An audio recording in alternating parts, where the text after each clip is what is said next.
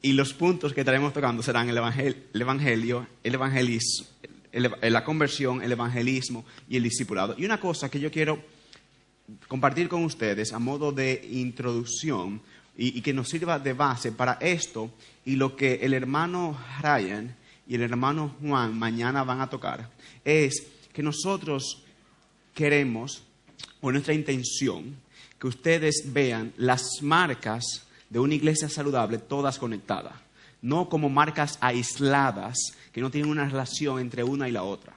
Lo que yo voy a decir hoy, mañana Juan y Raya lo van a asumir en sus presentaciones. Y hoy yo voy a asumir lo que yo comuniqué ayer sobre predicación y teología bíblica y la visión bíblica de la iglesia que el hermano Ryan introdujo o compartió. En la primera sección, de hecho, o primera plenaria, estuvimos considerando que la iglesia local existe para reflejar la gloria de Dios. Y aún más precisamente, esto quiere decir que si usted es pastor, la iglesia local en la cual usted sirve o ministra existe para ese propósito, reflejar la gloria de Dios. También luego escuchamos el propósito, que ese propósito se alcanza a través de la predicación expositiva de la palabra, centrada en el Evangelio de Jesucristo, y esto debe ocupar el lugar central en el ministerio nuestro. Es por eso que la exposición de la Escritura, semana tras semana, es la actividad más importante de su iglesia. Voy a repetir eso. La exposición de la palabra, semana tras semana, es la actividad más importante de su iglesia. No ningún programa, no ningún grupo pequeño, la exposición de la palabra fielmente, semana tras semana. Este es el mensaje, estas son las buenas noticias, este es el evangelio que debe ser predicado a todas las naciones. Y nuestra vida, nuestros ministerios dependen de este evangelio. A modo de resumen podemos decirlo de esta forma: Dios es santo, Dios es santo. Nuestro pecado nos ha separado de Dios y su ira está sobre nosotros. Cristo murió en lugar nuestro, tomando sobre sí la ira que nosotros merecemos. Y Dios lo levantó de la muerte, venciendo el poder del pecado y la muerte. Y ahora nosotros tenemos perdón de nuestros pecados, al arrepentimiento de ellos y al poner nuestra fe en Cristo Jesús. Y esto nos abre el camino a Dios Padre a través del Hijo en el poder del Espíritu.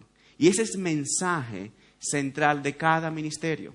Ese es el mensaje que sostiene nuestras vidas. Ese es el evangelio. Y este mensaje es el corazón de la iglesia. Y por ende, es el centro de nuestro mensaje. Como Jonathan Leeman dice, el evangelio es el corazón de la iglesia. El evangelio es lo que bombea sangre a la iglesia. Sin el corazón, el cuerpo humano no funciona. Sin el evangelio no hay vida. Sin el evangelio no hay iglesia. El apóstol Pablo en Romanos 10 nos dice que si confesáramos con tu boca que Jesús es el Señor y creyeres en tu corazón que Dios levantó de los muertos, serás salvo. Porque con el corazón se cree para justicia, pero con la boca se confiesa para salvación.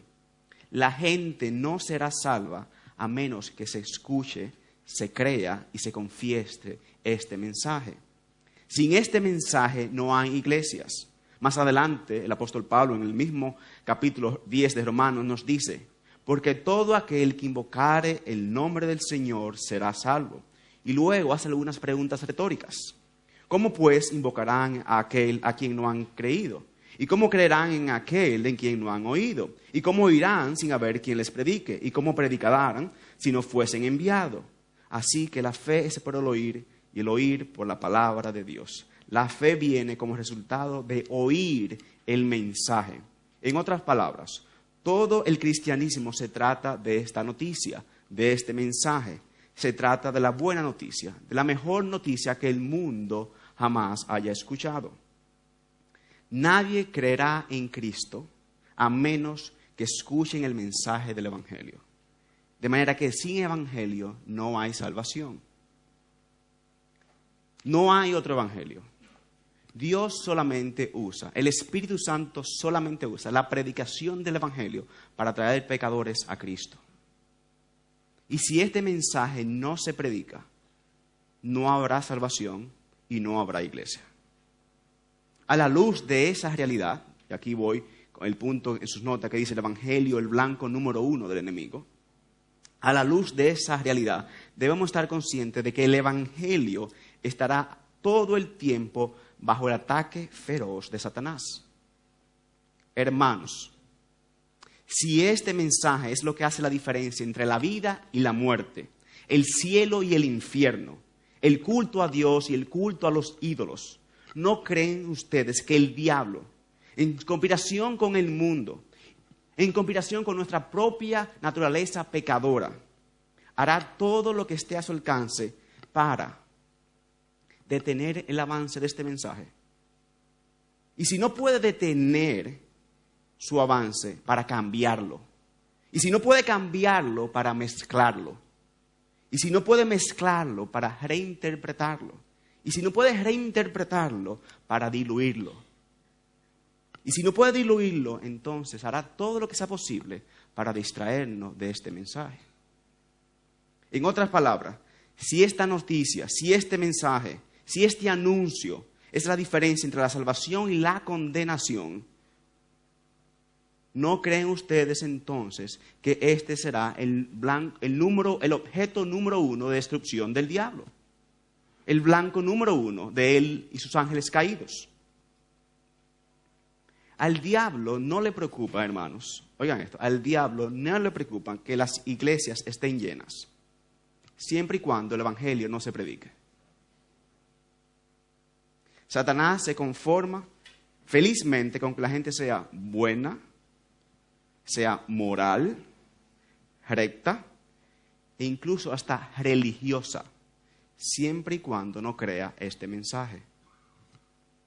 Es por esta razón que quiero decir que una de sus principales responsabilidades, por no decir la principal responsabilidad, es pasar toda su vida amando, protegiendo, proclamando y viviendo este mensaje ante su pueblo, para que ellos también amen, protejan, proclamen y vivan el evangelio. Hermano, es su responsabilidad predicar el evangelio sin cambiarlo, sin mezclarlo, sin reinterpretarlo y sin diluirlo. Este es el mensaje. Y toda su vida, su ministerio debe girar en torno a este mensaje. Nosotros nunca llegamos a un punto en nuestra vida que no necesitemos el evangelio. Es una falacia. No, yo no necesito hoy el evangelio tanto como necesité el primer día que me convertí. Y lo necesitaré hasta que Cristo regrese o Él me llame. Porque Él usó el evangelio para darme vida. Y Él usa el evangelio para sostenerme en la vida la cual Él me ha dado. Nosotros necesitamos el evangelio diariamente. Nosotros necesitamos, de hecho, predicar el evangelio a nosotros mismos para poder enfrentar el mundo en el cual vivimos. Entonces, ahora, si es el evangelio, veamos entonces qué es la conversión. En términos simples, la conversión es igual a arrepentimiento y fe. Tom Schreiner, un amigo y profesor del Nuevo Testamento, dice que se puede definir como dar la espalda al pecado y volvernos a Dios. Quizás el clásico versículo que se usa, captura esta definición, es 1 Tesalonicenses 1:9. Y leo, porque ellos mismos cuentan de nosotros la manera en que nos recibisteis y cómo os convertiste de los ídolos a Dios para servir al Dios vivo y verdadero. Aquí vemos claramente los dos elementos de la conversión: volvernos a Dios y dejar los ídolos. La conversión es como una moneda de dos caras: arrepentimiento y fe. Yo no puedo tener una sin la otra. Siempre hay arrepentimiento y fe. Arrepentimiento de mi pecado y fe en Cristo. Pero no, y oigan lo que dice, fe en Cristo. Porque es importante. Yo he leído artículos y libros de predicadores, no, voy a decir predicadores, no pastores, que hablan de la fe. pero nunca definen cuál es el objeto de la fe. Porque mucha gente tiene fe. Gente tiene fe en un buen trabajo, tiene fe en una carrera, tiene fe en una herencia, tiene fe en la salud. Pero nada de eso, esa fe nos salva. Lo que nos salva es el objeto en el cual nosotros ponemos nuestra fe, Cristo Jesús. Entonces eso es importante aclarar y enseñar en nuestras iglesias. Y esto es lo que el Señor Jesús mandó al comienzo de su ministerio. Arrepiéntanse y crean las buenas nuevas. Marcos 1:15. La conversión no es opcional, es absolutamente necesaria. Es un mandamiento. Nosotros no podemos entender la salvación y el evangelio al margen de un robusto entendimiento de la conversión. Desde Génesis hasta Apocalipsis, las Escrituras son claras sobre la necesidad absoluta que tienen las personas de experimentar la salvación y conocer a Dios. A menos que nosotros nos alejemos de nuestros pecados y nos acerquemos a Dios y los conozcamos experimentalmente, lo que la Biblia describe como la circuncisión espiritual y sobrenatural del corazón, no conoceremos a Dios como Salvador y estaremos bajo su ira. El Nuevo Testamento está repleto de imágenes de pecadores haciendo exactamente esto, dejando su pecado y recibiendo a Cristo. La mujer en el pozo, el centurión romano, Pedro, Santiago, Pablo. Él pasa de perseguir a la iglesia a ser el apóstol de los gentiles. Pero esto no sucede por algún programa. Esto sucede a través de un encuentro con el Cristo glorificado. Y nosotros como iglesia es lo que tenemos que hacer. Exponer y proclamar a ese Cristo, aquel eterno que vino, se hizo carne y hoy reina. Nosotros queremos ver en nuestras iglesias la reacción que tuvo Tomás cuando se le apareció y no creía. Que después que él tocó y el Señor se le reveló a él y le abrió el entendimiento y él dijo: Dios mío, Señor mío. Nosotros queremos ver esa pasión, ese sentir ante la majestuosidad de Dios. La conversión, y aquí quiero fui explicando la conversión, ¿verdad? ¿Qué es? Ahora quiero decir qué no es la conversión, para aclarar más la definición que compartí con ustedes. La conversión no es recitar un credo, no es hacer una oración, no es transformarse en una persona bien vestida. Y voy a hacer una aclaración aquí porque estaba leyendo, hay un libro que mañana será publicado en la página de Nine Marks, se llama Evangelismo de Max Stiles. Porque nosotros asumimos y miramos la cosa de la carne y no la cosa del espíritu. Y Max Stiles comparte una experiencia con él, que él tuvo en las décadas del 1970 en Estados Unidos. Él se convirtió durante el movimiento de Jesús y él usaba unos pantalones rojos, una chaqueta morada, tenía un afro, hoy es calvo.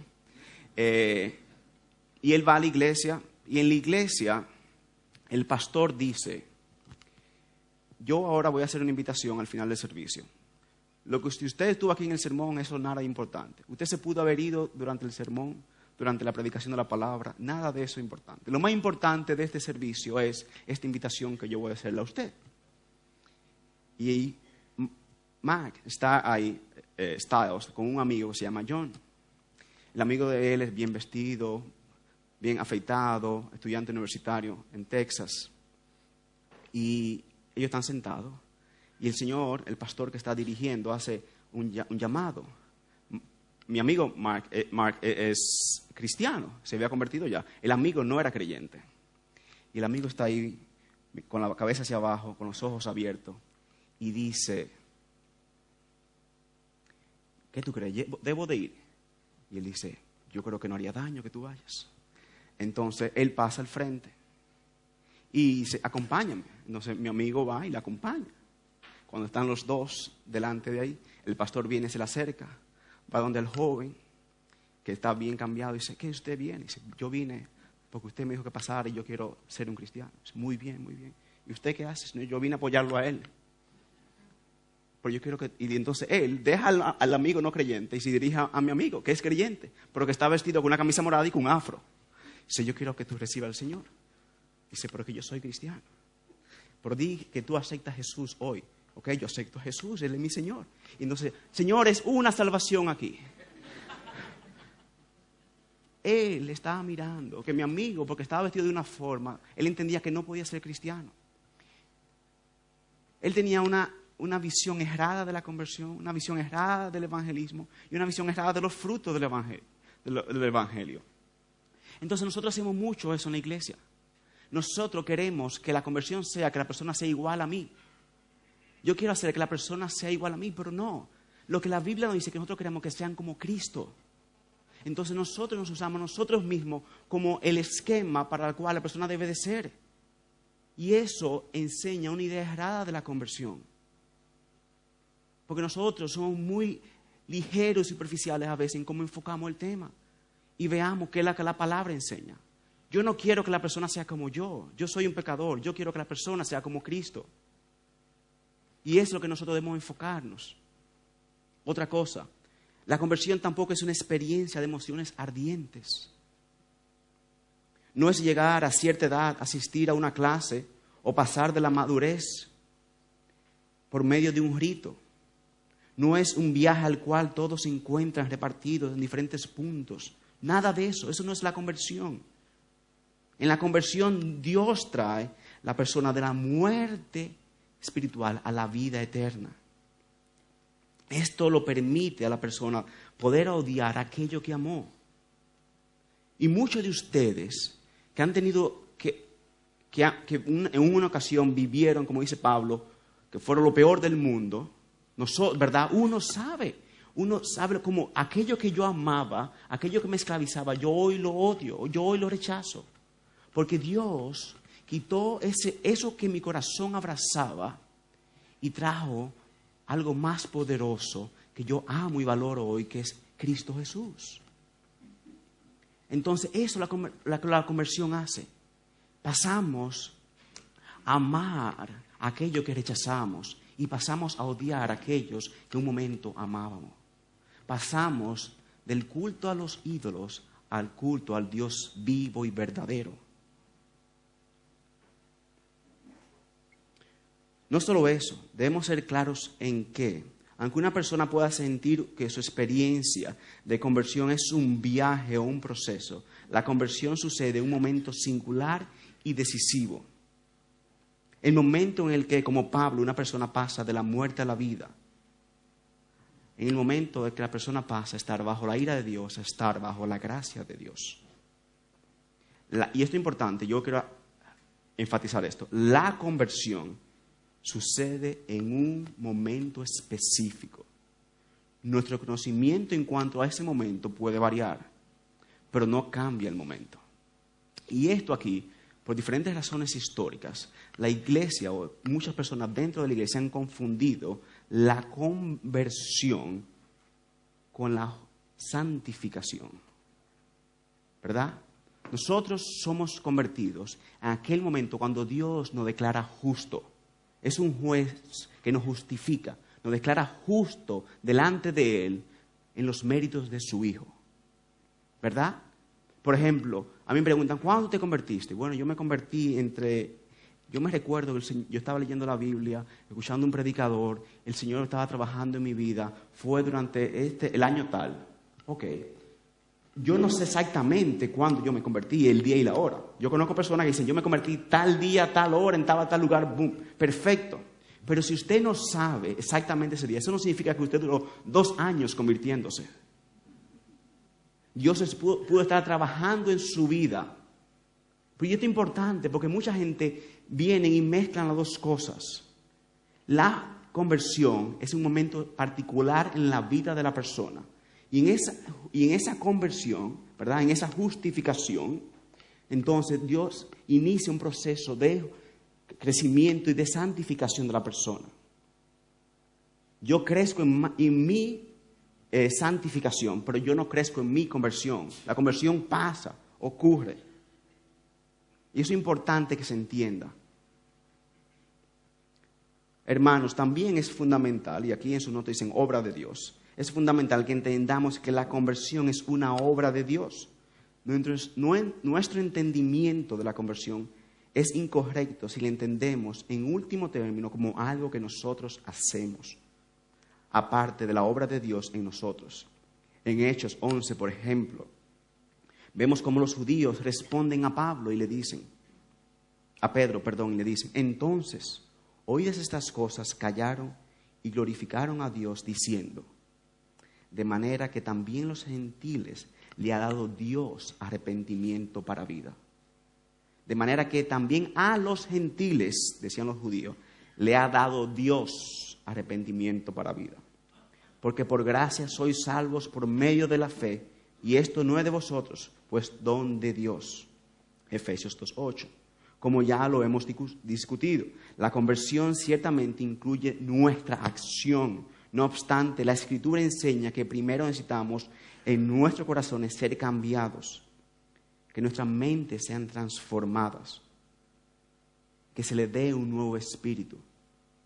Necesitamos, usando la imagen que usa Ezequiel, un corazón de carne donde había un corazón de piedra. Yo no puedo entrar y cambiar eso. No es un arreglo, una válvula en el corazón, es un trasplante que se necesita. Y solo Dios puede hacer eso. Solo Dios puede quitar un corazón de piedra y dar un corazón de carne. Él es quien nos hace una nueva criatura. Él es quien nos crea y Él es quien nos hace una nueva creación. Charles Spurgeon, predicador famoso del siglo XIX en Inglaterra, contaba la historia de un borracho que se le acercó a un pastor amigo llamado Rowland Hill. Y el borracho va donde el pastor Hill y le dice, Señor Hill, yo soy uno de sus conversos. El pastor, un hombre sagaz, honesto, le respondió, supongo que sí, que eres uno de mis conversos, pero no eres uno de los del Señor. Cuando una iglesia tiene un testimonio incorrecto de la enseñanza de la Biblia en cuanto a la conversión, puede llenarse de gente que en un momento hicieron una declaración sincera, pero que no han experimentado lo que la Biblia llama el nacimiento espiritual. Y nosotros debemos ser honestos con estos, por amor a la persona y por la gloria de Dios. Porque muchas veces nosotros, tratando de ser simpáticos o hacer sentir bien a alguien, le llevamos a alguien a un punto de que crea una falsa conversión, una falsa profesión. ¿Y cuál es el resultado de esto? Como el borracho que se acercó al señor Hill, vivía en la calle y una vez hizo una confesión de fe y decía que era un converso. Definitivamente, señor Hill, del Señor no eres un converso. Un testimonio deshonesto de Cristo. Esto es lo que sucede. Nosotros profanamos el nombre de Dios cuando tenemos una iglesia llena de personas que no son conversas. Cuando digo una iglesia llena, no me refiero a no cristianos que vienen, sino personas como miembros de la iglesia. Gente que se hace llamar cristiana, pero que en realidad no lo es. Gente engañada. Al ver esto, la gente del mundo dice, tú eres cristiano, pero yo soy más cristiano que tú. Y tristemente eso ocurre a diario y mucho en varias iglesias. Por el contrario, un entendimiento correcto de lo que es la conversión se hará evidente en las expectativas de la membresía de una iglesia. Y vamos a hablar de eso. La admisión de quién y cómo es admitido en la iglesia. También esto impacta cómo nosotros administramos el bautismo y la cena del Señor. Se hará con más cuidado. Los pastores no se sentirán presionados a bautizar gente apresuradamente sin examinarles. La iglesia no tendrá una opinión ligera sobre el pecado.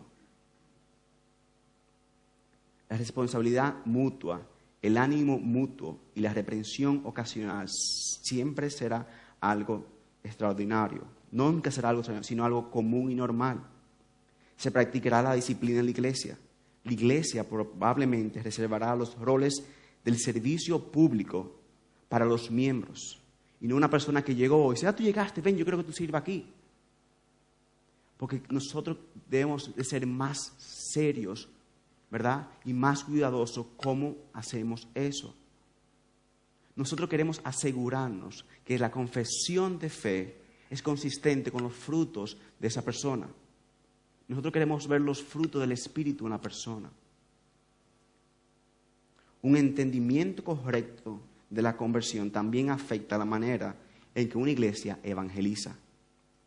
¿Qué significa eso? Entonces pasemos ahora al tercer punto, que es el evangelismo. ¿Qué es el evangelismo? Permítanme primero decir lo que no es el evangelismo. Para definir el evangelismo, yo primero voy a decir que no es el evangelismo.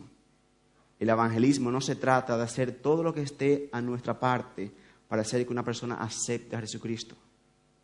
Tampoco se trata de imponer nuestro punto de vista. El evangelismo no es compartir un testimonio personal. No es presentar una defensa racional de la fe. Y no es hacer obras de caridad, aunque todas estas cosas puedan acompañar el evangelismo. El evangelismo tampoco puede ser confundido con los resultados del evangelismo. Como si el evangelismo fuera exitoso solamente cuando hay conversiones. El evangelismo es decir palabras. Max Taos en ese libro de evangelismo él lo define de una manera sencilla pero clara. Es enseñar el evangelio con el propósito de persuadir. Es compartir las noticias. Como lo deja claro la palabra griega que traduce evangelista, alguien que predica las buenas noticias. Se trata de presentar las buenas noticias libremente y confiando en Dios para la conversión de las personas. Esto es lo que hizo el Señor Jesús al proclamar las buenas noticias.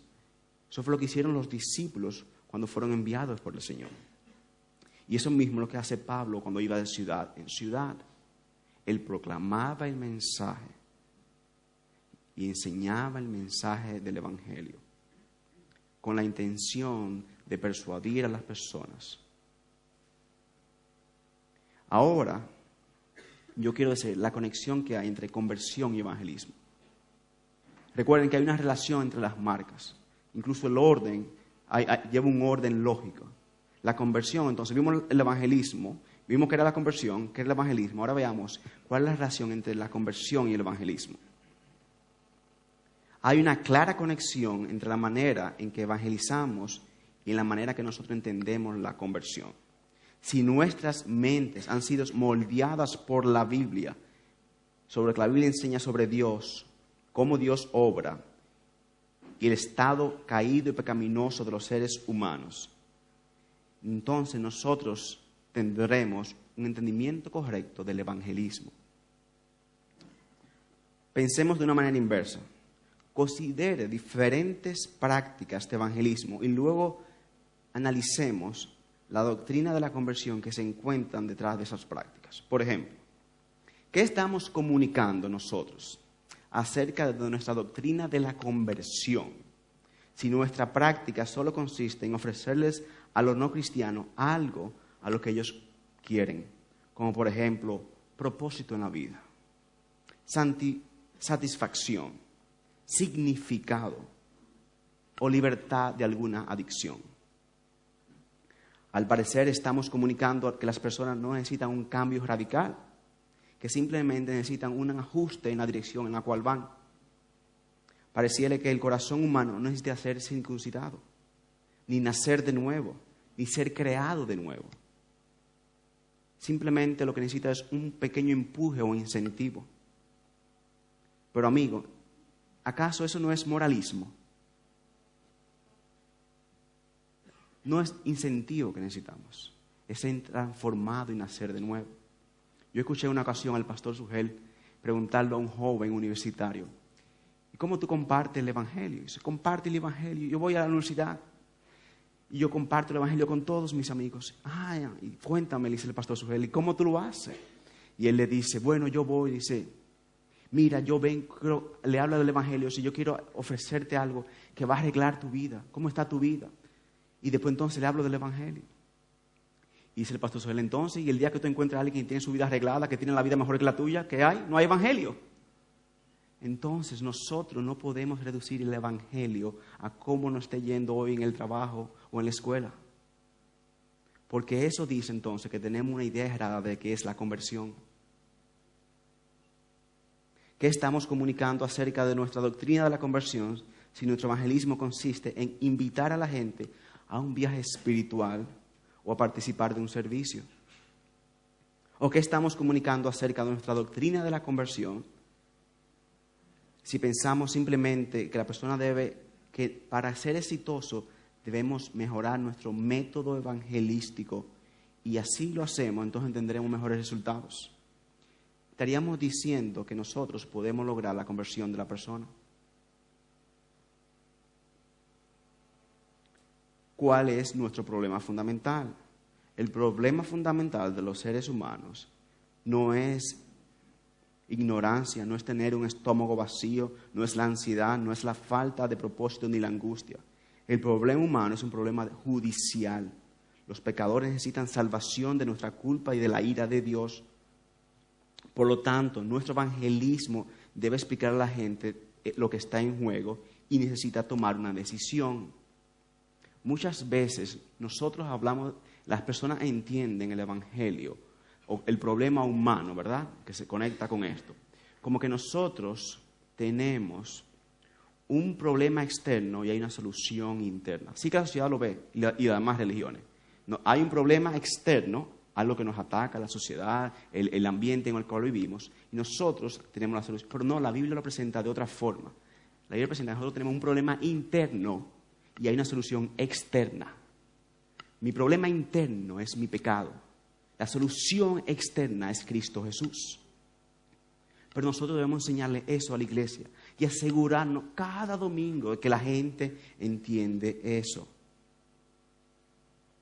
Muchas veces también, yo hablaba con un amigo que era médico en New Jersey y él me decía, y él compartía conmigo una situación una anécdota en su trabajo anterior, cuando él estaba trabajando en un hospital, y él conversaba con un amigo judío y se reunieron para almorzar y él fue con la Biblia, y se vamos a leer aquí y a compartir el evangelio.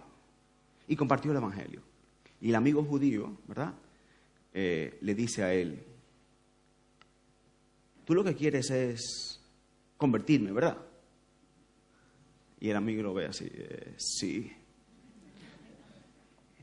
Entonces él dice, tú ves, yo siento que tú lo que me quieres es sumar a mí a un grupo.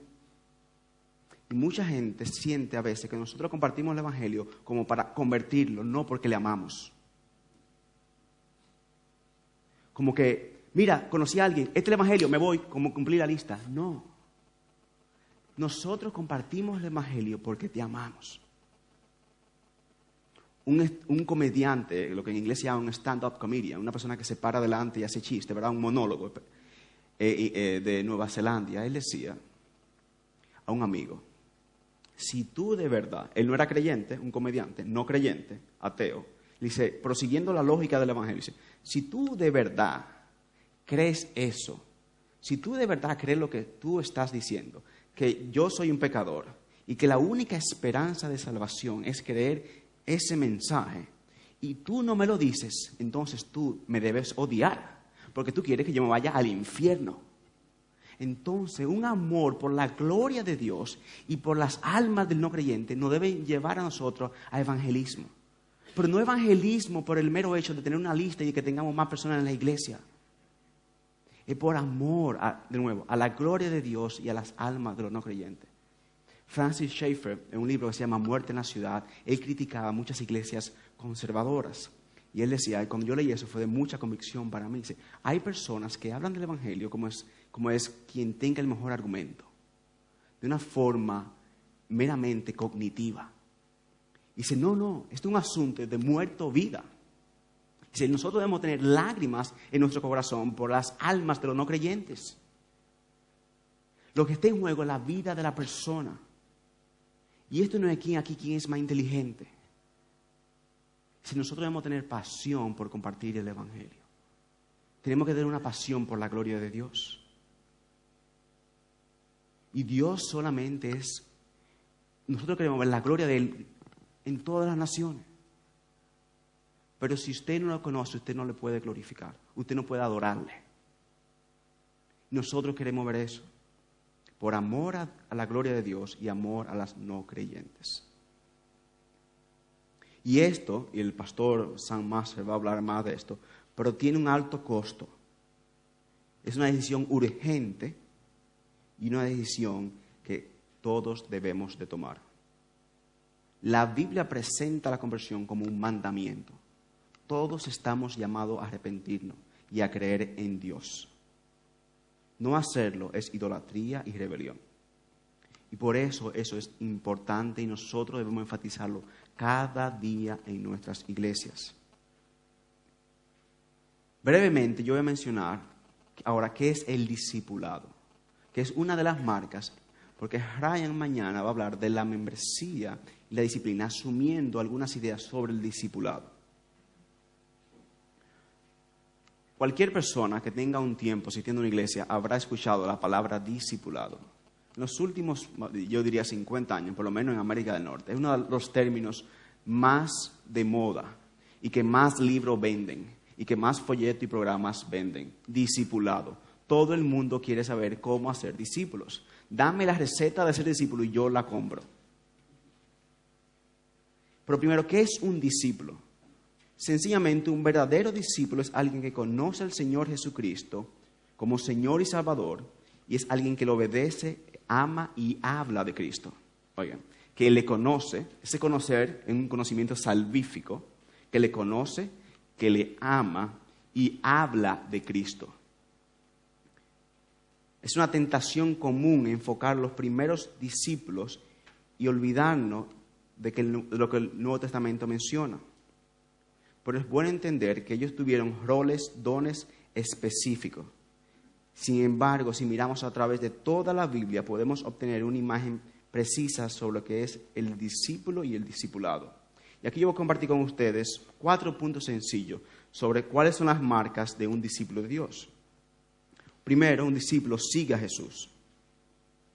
Cuando encontramos a Cristo, nos encontramos con una persona que nos llama a venir y a morir.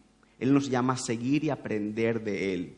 No importa si somos inteligentes o simples, ricos o pobres, jóvenes o mayores, asiáticos, africanos o americanos. El único requisito es que nos arrepintamos de nuestros pecados y pongamos nuestra fe en Él. Segundo, el discipulado, los discípulos imitan a Jesús y son una especie de réplicas suyas. Son imitadores de Él. En el centro, lo que eso significa es seguir a Jesús. Está llamado a imitarle y ser una réplica suya. Como sus discípulos, somos llamados a imitar el amor de Jesús, a imitar su misión, su humildad, su servicio, su sufrimiento y su obediencia al Padre. Y esto es importante, obediencia al Padre. El discípulo siempre obedece la palabra de Dios. Y este punto de imitar es lo que Pablo le comunica, por ejemplo, a la iglesia en Filipenses, ¿verdad? En la carta de Filipenses, capítulo 2, versículo 5. Imitad este sentir que había en Cristo Jesús. Porque en la iglesia había división y se estaban peleando entre ellos, había problemas en la iglesia y ellos se estaban dividiendo. Y dice, imitar ese sentir que hubo en Cristo Jesús. Y le habla de la humillación de Cristo, ¿verdad? Y después de la exaltación de Cristo. Nos llama a amarnos unos a otros. Es el punto también de Juan. Cuando Juan en el Evangelio dice, ¿cómo el mundo sabrá si somos sus discípulos? Si nos amamos uno a otro. Entonces hay un constante llamado a obediencia, ¿verdad? A Él, como el Hijo obedece al Padre, pero también a imitarlo a Él, a amar como Él nos amó y a vivir como Él vivió. Tercero, los discípulos ayudan a otros a seguir a Jesús. A medida que nosotros vemos en todas las Biblias, ¿verdad? Aprendemos que la parte íntima del discipulado es ayudar a otros a ser como Cristo. Yo soy responsable de crecer en mi conocimiento y mi amor por Cristo, pero yo también debo ayudar a otros a crecer en el conocimiento y en el amor por Dios. Y el discipulado se da en el contexto de la iglesia. Yo no discipulo a una gente que no es creyente. Yo no discipulo a una persona que no es miembro de mi iglesia. Por ejemplo, como yo enseño en el seminario, varias veces se me han acercado algunos jóvenes. Miren, y en el seminario tenemos un programa de mentoría, ¿verdad? Con estudiantes y instructores y profesores. Y yo decidí, mira, yo no puedo discipular a una gente que no es miembro de mi iglesia. Yo te recomiendo que si hay un profesor que es miembro de tu iglesia, tú hables con él. Porque para mí el discipulado se da en el contexto de la iglesia local. Porque está unido a la disciplina, a la membresía. Yo no puedo, porque yo no disciplino, ni el pastor disciplina, la iglesia, la congregación disciplina. Pero nosotros no podemos disciplinar a alguien que no es parte del cuerpo. Pero tampoco podemos ser responsables. Cuarto, sencillo, los discípulos construyen relaciones de forma intencionada. El discipulado no ocurre por magia o por sí solo. Necesitamos ser intencionales en cuanto a cultivar relaciones profundas y honestas en las que hacemos bien espiritual a otro cristiano. ¿Cómo podemos tener relaciones de discipulados en cualquier lugar? En el sitio más natural para ello, la comunidad de la iglesia local. En la iglesia los cristianos tienen el mandamiento de reunirse de forma regular, estimularse los unos a los otros a ser como Cristo y protegerse mutuamente del pecado. Y eso nosotros lo vemos, porque muchas veces lo vemos en el Antiguo Testamento, porque muchas veces asumimos que el discipulado es solamente algo, una idea nueva que se da en el Nuevo Testamento. No, nosotros vemos cómo el mandamiento en el Antiguo Testamento, es decir, que se corrijan uno a otro y que se recuerden las cosas que Dios hizo por ellos y cómo los rescató de Egipto y los liberó a través del Éxodo. Y los padres, ¿verdad?, cómo recordarle a sus hijos las maravillas que Dios ha hecho con ellos. Y cómo el hermano que cae, el otro que no ha caído, ayudar al que cae. Entonces nosotros también vemos en el Nuevo Testamento, uno ayudando al otro y creciendo, pero se da en relaciones humanas. El discipulado no ocurre con un programa, no ocurre como una fórmula, bueno, yo tengo esto y ahora tener discípulos reproducidos ya. No, boom, automáticamente, como una factoría, no. Y yo entiendo por qué a veces las personas prefieren un programa y no relaciones, porque las relaciones son difíciles, nos ofenden, nos dejan esperando, no van, creen que hay malas intenciones, nos malinterpretan. Pero a través de relaciones, gozándonos al otro, sufriendo uno con los otros, que nosotros crecemos. Yo crezco en mi iglesia, porque yo crezco compartiendo con diferentes hermanos, personas que son quizás parecidas a mí, otros que son muy diferentes a mí. Porque nosotros creemos que el discipulado también ocurre como que el mayor y el menor. Ciertamente se da ese tipo de discipulado, pero el discipulado ocurre en la iglesia local, uno amando al otro en todo el cuerpo. Por ejemplo, en mi iglesia, a mí me encanta ver un señor retirado, él fue pastor, de 75 años, él creo que tiene hoy día, adorando y cantando en la iglesia todos los domingos. Su esposa murió hace 2 años y él está ahí fielmente, gozándose, adorando junto a los demás santos. Eso a mí me recuerda a la perseveración de los santos. Y cómo yo le pido a Dios que me ayude a perseverar y ser, si Dios lo permite, tener 75, 80 años, seguir con ese fuego, con ese amor por Él. Y Dios usa eso para moldear mi propia vida. Pero Dios también usa al joven de 18 años recién convertido que está en la universidad discipulando y hablando a todo el mundo con un megáfono sobre Cristo. Y me ayuda también, me acuerda de ese celo, porque nosotros a veces nos enfriamos. Entonces Dios usa ese joven, esa fogacidad, para recordarme a mí también de aquel espíritu y aquel ánimo que yo tuve hace unos años, pero quizás hoy no tengo. Entonces Dios también usa el mayor como el menor, como el más joven. Y también usa a aquella hermana que siempre está ayudando a otras jóvenes, ¿verdad? O una persona salió y se enfermó y esa hermana va y le cocina. Me ayuda el amor en la comunidad. Entonces Dios usa, es como un mosaico de diferentes colores. Entonces Dios usa todos esos colores, toda esa diferencia y las une en el Evangelio de Cristo y se ve una imagen preciosa de unidad y diversidad. Entonces solamente ocurre en la iglesia. Y esa diversidad que hay entre los hermanos habla del poder del Evangelio. El hermano Juan usa una ilustración en Texas y él habla de una iglesia que él lo escuchó de vaqueros, ¿verdad? Con sus sombreros, botas y caballos. Y ellos se reunían en una iglesia de vaqueros. Pero imagínense ustedes, si en vez de una iglesia de vaqueros, tuviera una iglesia de vaqueros e indios. Aquellos que eran enemigos hoy se aman. Porque eso es el evangelio. Nosotros éramos enemigos de Dios. Estamos bajo su ira. Y hoy nos sentamos en su mesa y Él nos llama hijos e hijas. Entonces, eso nosotros queremos ver en nuestras iglesias. Yo oigo jóvenes en Estados Unidos dicen, yo quiero ser plantador para alcanzar los jóvenes de 20 a 30 años que son profesionales, que usan jeans pegaditos y que van a Starbucks a beber café. Dice, bueno, entonces tú lo que quieres es gente que sean como tú. Pero eso no habla del poder del evangelio, de traer gente vieja, joven, ¿verdad? Rica, educada, pobre, de todos los colores y lo une. Porque lo que nos une no es algo de este mundo, sino algo sobrenatural, que es el evangelio de Cristo Jesús. Para concluir, yo quiero compartir dos cosas con ustedes. Primero, la razón por la cual muchas iglesias se convierten en clubes religiosos es porque nosotros nos alejamos y nos olvidamos o asumimos el evangelio.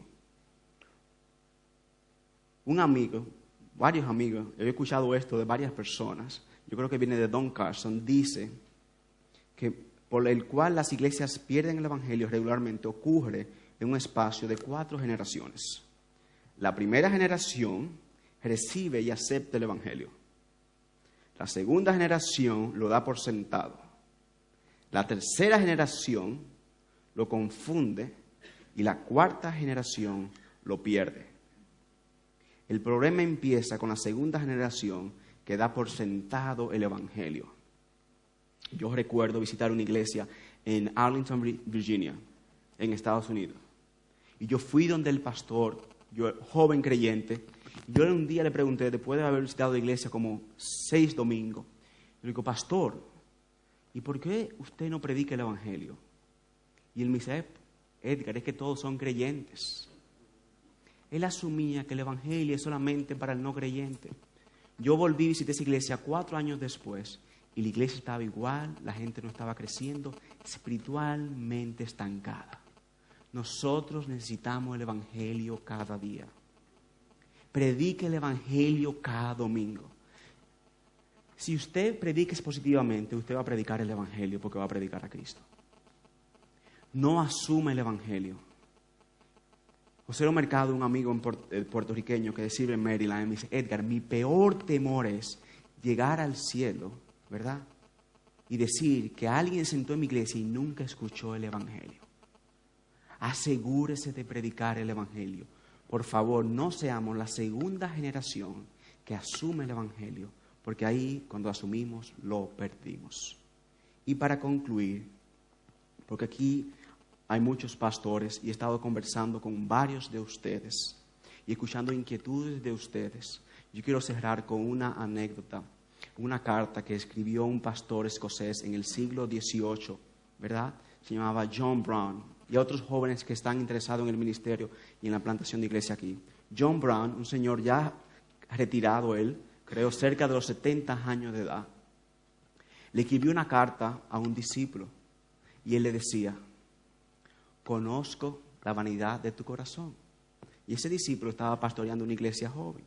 Y John Brown, ese señor mayor, ya muy sabio, dice, conozco la vanidad de tu corazón y sé que al ver otras iglesias a tu alrededor que son más grandes que la tuya, te esforzarás y te pondrá triste porque ellos tienen iglesias más grandes. Pero recuerda las palabras de este señor sabio, ya maduro, que cuando llegues delante del Señor, te alegrarás de haber tenido una congregación pequeña. Porque ustedes como pastor tendrán que darle cuenta a Dios por cada una de las almas en su iglesia. Oremos. Padre, te damos gracias y te adoramos. Te damos gracias porque sabemos que tú nos escuchas porque venimos en el nombre de tu Hijo. Te pedimos, Padre, que tú nos protejas del pecado, que tú nos protejas y no permita que nosotros demos por sentado el evangelio.